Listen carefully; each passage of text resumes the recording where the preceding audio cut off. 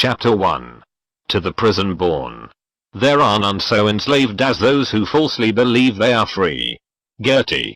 When a few people wish to control and direct a mass of humanity, there are certain key structures that have to be in place. These are the same whether you are seeking to manipulate an individual, family, tribe, town, country, continent, or planet. First you have to set the norms. What is considered right and wrong, possible or impossible, sane or insane, good and bad. Most of the people will follow those norms without question because of the bar mentality which has prevailed within the collective human mind for at least thousands of years. Second, you have to make life very unpleasant for those few who challenge your imposed norms. The most effective way to do this is to make it, in effect, a crime to be different. So those who beat to a different drum, or voice a different view, version of truth and lifestyle, stand out like a black sheep in the human herd. You have already conditioned that herd to accept your norms as reality, and so, in their arrogance and ignorance, they then ridicule or condemn those with a different spin on life. This pressurizes them to conform and serves as a warning for those others in the herd who are also thinking of breaking away. There is a Japanese saying that goes, "Don't be a nail that stands out above the rest because that's the first one to get hit." This creates a situation fundamental to the few controlling the many, in which the masses police themselves and keep each other in line. The sheep become the sheepdog for the rest of the herd. It is like a prisoner trying to escape while the rest of his cellmates rush to stop him. If that happened, we would say the prisoners were crazy. How could they do that? But humans are doing precisely this to each other every day by demanding that everyone conform to the norms to which they blindly conform. This is nothing less than psychological fascism, the thought police with agents in every home, everywhere. Agents so deeply conditioned that most have no idea they are unpaid mind controllers. "I'm just doing what's right for my children," I hear them say. No, what you have been programmed to believe is right for them, and I know that strictly speaking the collective word for sheep is flock and not herd, but I prefer herd, so sod convention. The belief, also, that only you know best. I remember debating with the former chief rabbi of the United Kingdom at the Oxford Union Debating Society, and he simply could not see a difference between education and indoctrination. It was a wonder to behold. We see the same theme in our daily experiences of people in uniform and others from the masses who are promoted to power over the masses. It's summed up by the satirical version of the British Labour Party song, "The Red Flag," which goes, "The working class can kiss my ass. I've got the foreman's job at last." This is all part of the divide and rule strategy so vital to ensuring that the herd will police itself. Everyone plays a part in everyone else's mental, emotional, and physical imprisonment. All the controllers have to do is pull the right strings at the right time and make their human puppets dance to the appropriate tune. This they do by dictating what is taught by what we bravely call education and what passes for news through the media they own. In this way they can dictate to the unthinking, unquestioning herd what it should believe about itself, other people, life, history, and current events. Once you set the norms in society, there is no need to control every journalist or reporter or government official. The media and the institutions take their truth from those same norms and therefore ridicule and condemn by reflex action anyone who offers another vision of reality. Once you control what is considered normal and possible, the whole system virtually runs itself. The Illuminati, the elite families, no more than 13 at the peak of their pyramid, created and manipulate this system of control through a network of secret societies. This network and the bloodlines it serves have become known as the Illuminati, the illuminated ones. In other words, they are illuminated into knowledge that everyone else is denied. The Illuminati is an organization within all significant organizations. It's like a cancer. All the major secret societies feed carefully chosen recruits into the Illuminati, and these are the ones you find in positions of power throughout the world. They infest all colors, creeds, and countries. Most Freemasons never progress higher than the bottom 3 levels of degree, the so-called blue degrees. They have no idea what their organization is being used for. Even most of those who make it to the apparent peak, the 33rd degree in the Scottish Rite, know relatively little. Only the tiny few, all from a particular bloodline, move through the top of their individual secret society into the Illuminati degrees above that. These are the levels into which all the major secret societies feed. Yet at least 95% of their members have no idea that these levels exist, never mind who is in them. The bloodlines, the Illuminati bloodlines, are all genetically connected through hybrid DNA, a genetic fusion caused by the interbreeding of a reptilian race with humanity and the Nordic extraterrestrial race. This interbreeding began hundreds of thousands of years ago and continues to the present day. If you are hearing this for the first time, I know how bizarre and crazy it sounds to the conditioned view of reality. But you will see in the pages that follow the scale of the evidence to support this apparently ridiculous story and how it explains a stream of ancient and modern mysteries. So many things that later turn out to be true appear at first hearing to be impossible and insane. That's because people only hear the opening line and don't read on to see the detailed evidence to support it. When people first suggested the Earth was round, they were called crazy because it was thought that those living on the bottom would have fallen off. The critics dismissed the idea at this point and walked away convinced that the Earth had to be flat. Yet when you introduce the law of gravity, what seems at first to be crazy suddenly becomes far more credible. So it is with the truth that a non-human race is controlling and manipulating humanity through hybrid bloodlines, the same bloodlines that have been placed in positions of power since ancient times. The supporting evidence is there if only people are prepared to open their minds, as you will see in this book and my others. It is these reptilian Illuminati bloodlines, manifesting as political leaders and administrators of government, that introduce the laws that will best serve their plan to keep humanity in ongoing servitude. These laws, which the masses have no say in creating, are then enforced by members of those same masses: soldiers, policemen, security guards, and so on. These guys, and many women today, are just system fodder. They are not encouraged to think for themselves, and it would not be good for promotion if they did. They are paid to do as they are told, carry out orders, and administer the letter of the law of the elite families. My father used to say that rules and regulations were for the guidance of the intelligent and the blind obedience of the idiot. But how many of those in the peaked caps administer the law in a sensible, every case on its merits, think for yourself manner? A mere fraction. And often they are far from popular with those higher up the ladder. Soldiers don't ask for justification for blowing away men, women, and children they have never met and know nothing about. They don't question their superiors about why they have to commit genocide. They just do it because they are told to do it, and those doing the telling are themselves carrying out orders from those above them. In the end, all roads of command lead ever upwards to the 13 family bloodlines and their offshoots that are orchestrating an agenda to take over the planet. That agenda demands a world government, central bank, currency, and army, underpinned by a microchipped population connected to a global computer network. A ridiculous conspiracy theory? Oh really? Well, have another look around you and you'll see that this is happening today, now. The sheeple, the self-policing of the human herd, goes far deeper than people in uniform or administrators of government.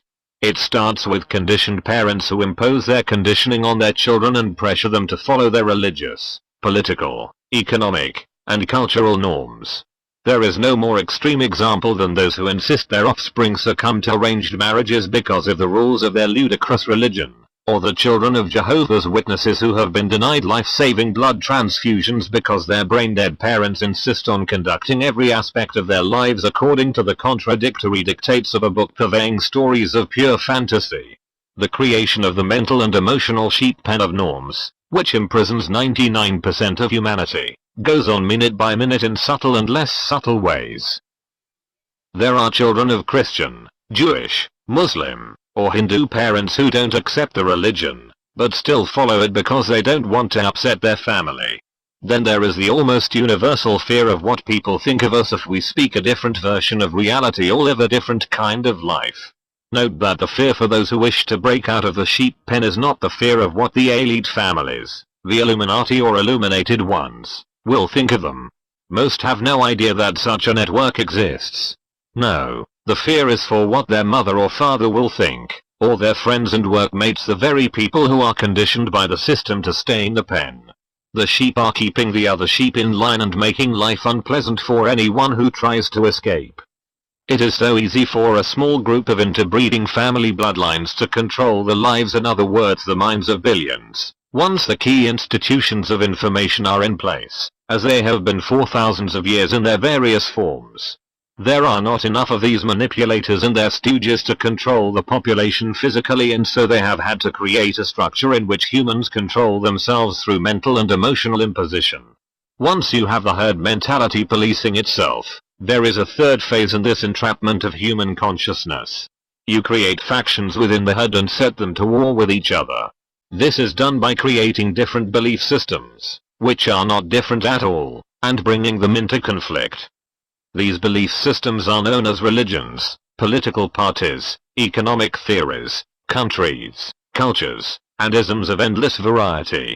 These beliefs are perceived as opposites when, as I pointed out in my book, I am me, I am free, they are opposites. The vision of reality and possibility within the pen is so limited that it contains no opposites. So the elite have to create the perception of them to manufacture the divisions that allow them to divide and rule. I mean, what is the difference between a Christian bishop, Jewish rabbi, Muslim or Hindu priest, or a follower of Buddha, imposing their beliefs on their children and others? There is none, because while the belief they seek to indoctrinate may be slightly different, often very slightly, the overall theme is exactly the same: the imposition of one person's belief on another. Look at the opposites in politics. The far left, as symbolized by Joseph Stalin in Russia, introduced centralized control, military dictatorship, and concentration camps. The opposite of that was the far right, as symbolized by Adolf Hitler. What was he into? Centralized control, military dictatorship, and concentration camps. Yet these two opposites were set at war with each other amid propaganda that claimed they were opposites. The only difference between the Soviet Union and the so-called West during the Cold War was that the Soviet Union was openly controlled by the few and the West was secretly controlled by the few.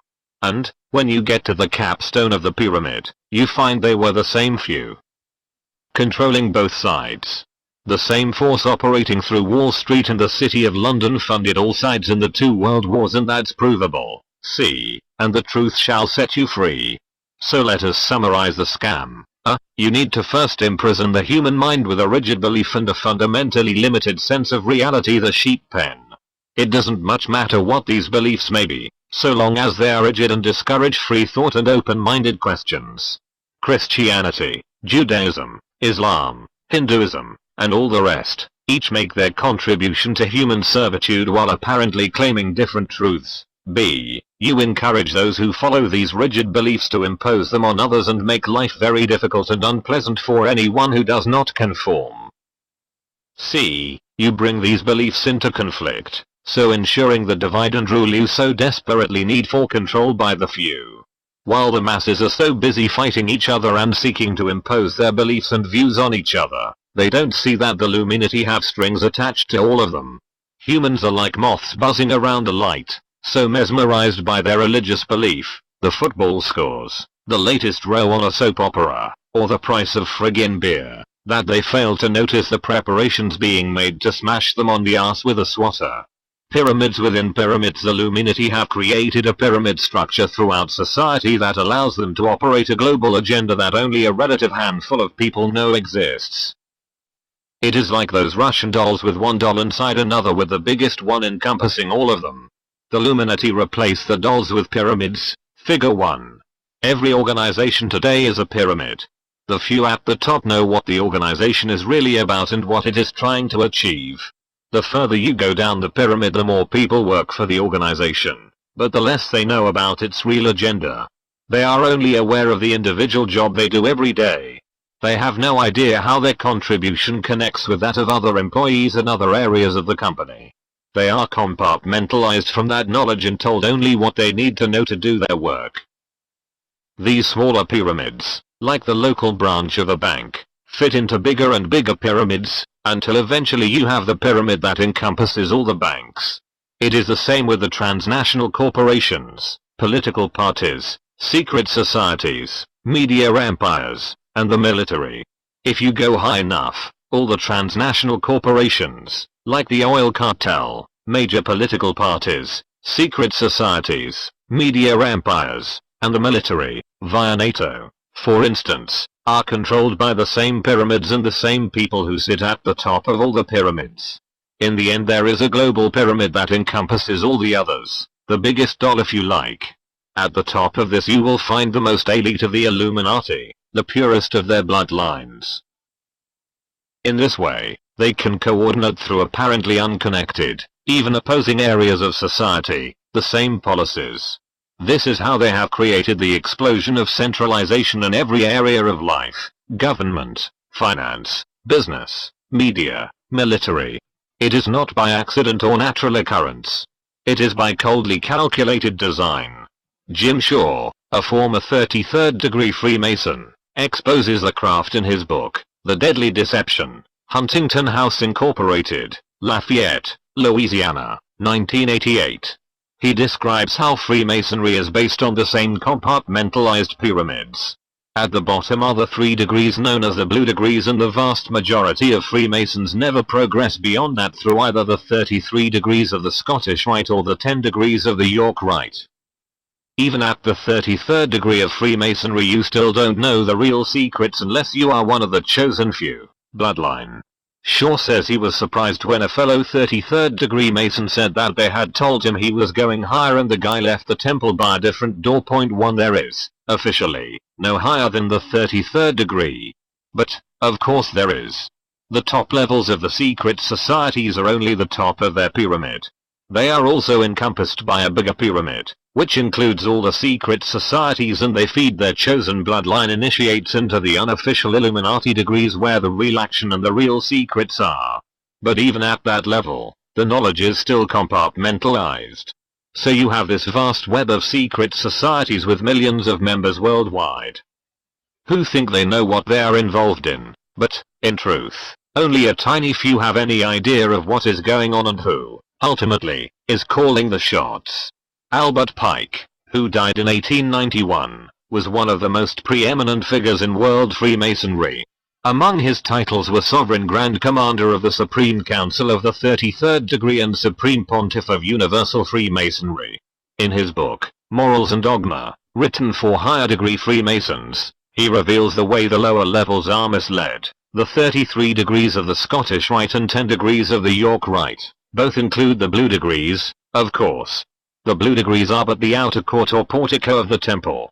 Part of the symbols are displayed there to the initiate, but he is intentionally misled by false interpretations. It is not intended that he shall understand them, but it is intended that he shall imagine that he understands them. Their true implication is reserved for adepts, the princes of Masonry, too exactly. Jim Shaw says that there are 2 kinds of Freemason. One just sits through the meetings and doesn't make much effort to understand the ritual, and the other does all the work, but only keeps to the ritual and memorizes or reads the words without understanding what they really mean. That's correct, but there is a third kind, the very few who know the truth of who really controls Freemasonry and what the rituals and initiations are really designed to achieve. Shaw also confirms from his own experience how the Freemasons manipulate their own into whatever positions they choose. At work, his department director, a fellow Freemason, advised him to apply for a particular job.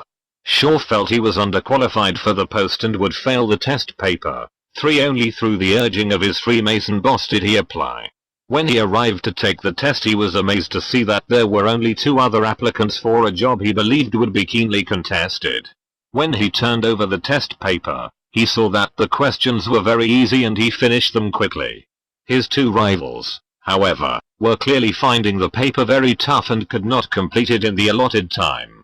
Shaw got the job. Why? Because he was not given the same paper as the other 2. When he walked out of Freemasonry, the opposite happened. He found his bosses far less supportive, to say the least. This is just one small example of how the Illuminati and their secret society web ensure that their guys are in the positions that matter.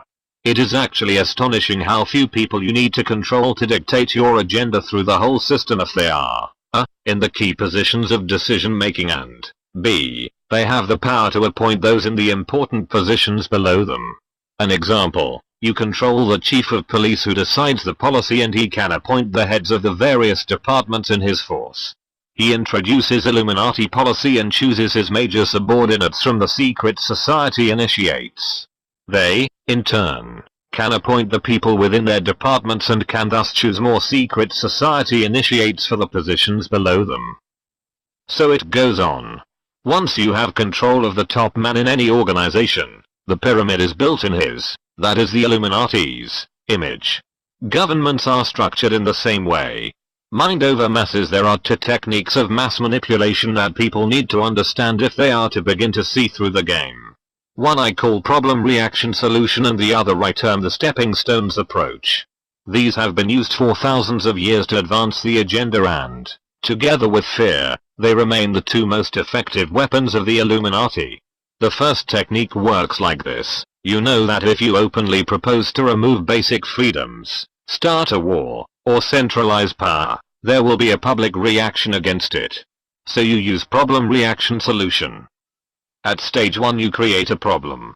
It could be a country attacking another, a government or economic collapse, or a terrorist bomb. Anything in fact that the public will think requires a solution. At stage 2, you report the problems you have covertly created in the way you wish for people to perceive them. You find someone to blame, a patsy like Timothy McVeigh in Oklahoma, and you spin the background to these events in a way that encourages the people to demand that something must be done. These are the words you wish to hear because it allows you to move on to stage 3, listing. You then openly offer the solutions to the problems you have yourself created. These solutions, of course, involve the centralization of power, the sacking of officials or politicians that are getting in your way, and the removal of more basic freedoms. With this technique you can so manipulate the public mind that they will demand that you do what, in normal circumstances, they would vehemently oppose. The Oklahoma bomb at the James P. Murrah building on the 19th of April 1995 was a problem reaction solution classic.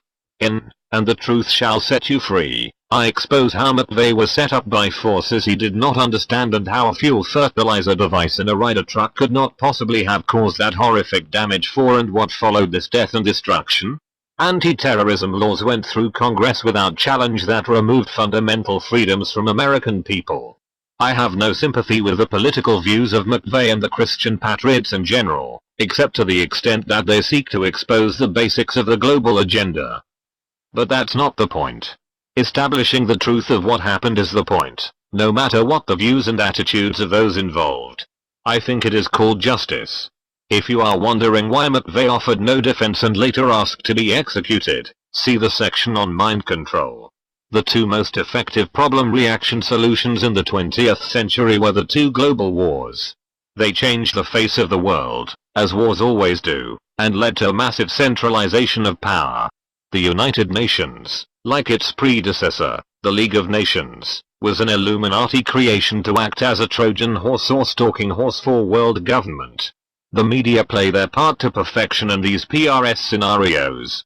At ownership level, people like Conrad Black at the Hollinger Group know what is going on and use their newspapers to pursue the Illuminati agenda.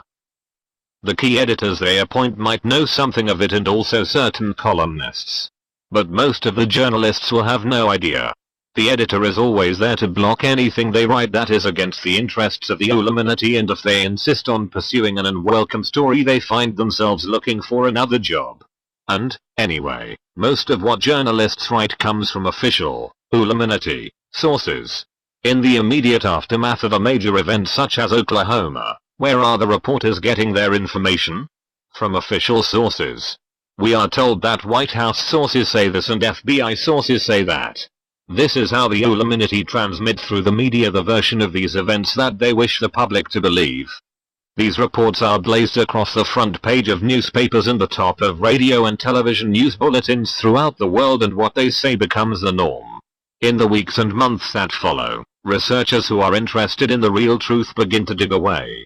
Over and over they establish and document the proof of how the official version was a lie from start to finish. But where are their reports published? In small circulation newsletters and on radio stations that operate with a fraction of the money and audience of the Illuminati empires. Years after the official version has been demolished, it still prevails in the public mind. Stop people in London, New York, Cape Town, Sydney, anywhere. and ask them what happened in Oklahoma, the Second World War, or Kosovo. Every time they will give you the official story because that is the only one they have heard. The bedfellow problem reaction solution is a stepping stones approach. You know where you intend to lead people, but you realize that if you gave them the true picture you would, once again, face substantial opposition. So you travel to your destination in little steps and each one is presented in isolation and isn't connected to all the others. It is like a drip, drip, drip, to global centralization. This technique was used most obviously with the fascist superstate now known as the European Union. If the politicians had suggested a centralized Europe with common laws and currency, there would have been an outcry. People would have said they had been fighting Hitler to stop just such a European dictatorship and there was no way they were accepting another. To overcome this, the Illuminati offered a free trade area and even used the problem of their manipulated world wars to encourage more cooperation between the countries of Europe. Once they had the free trade area, however, the foot in the door, they began to expand its powers until it became the fully fledged fascist political and economic dictatorship it is today. The same is happening with NAFTA, the North American Free Trade Agreement, and APEC, Asia-Pacific Economic Cooperation, the free trade area for Asia and Australia. Look at today's newspapers and television news bulletins and you'll see problem reaction solution and the stepping stones technique played out day after day. One extremely effective way to see through this scam is to keep asking yourself, who benefits from me believing this version of events or accepting the solutions and changes being offered as a result? The answer will be almost every time, anyone who wishes to centralize power and suppress more freedoms. Blind faith over thousands of years, religion has best served this structure for human control, and I will highlight later in this book the historical background and present-day manipulation of these faiths. But, in short, they have created rigid belief systems that should never be questioned, imposed those beliefs through fear, indoctrination, isolation, and the mass genocide of non-believers, and fought each other for dominance of the human mind, thus producing an orgasm of opportunity for the Illuminati to divide and rule for millennia. Another question. Is it more likely that an Illuminati which has its origins in the ancient past, long before these religions were created, just happened to get lucky when such a perfect vehicle for human control independently emerged? Or is it rather more probable that these institutions of human enslavement were purposely created by these very same Illuminati to advance their agenda? But religion is not the conspiracy, and nor are economics, politics, and all the rest. They are part of a vast web of interconnected manipulation designed to persuade the masses to put themselves in prison and throw away the key. The Illuminati work through every belief system, religious, political, economic, racial, and cultural, and through every side in the major debates. The reason is simple. If you want to know the outcome of a game before the game has even started, you need to control all sides. The manager of a football team cannot dictate the result if he only controls one side. If, however, he is managing both sides, he can decide the result before a ball is kicked. So it is with the Illuminati, the hidden hand behind the events that affect our lives and our world every day. But, by the end of this book, if you are open-minded enough to complete it, the hand will be hidden no more. The truth is not only out there. A lot of it is right here. Sources 1 Jim Shaw, The Deadly Deception, Huntington House Incorporated, Lafayette, Louisiana, 1988. p. 103 2 Morals and Dogma of the Ancient and Accepted Scottish Rite of Freemasonry, page 819 3 The Deadly Deception, pp 65 and 66 4, and the Truth Shall Set You Free, pp 321 to 324.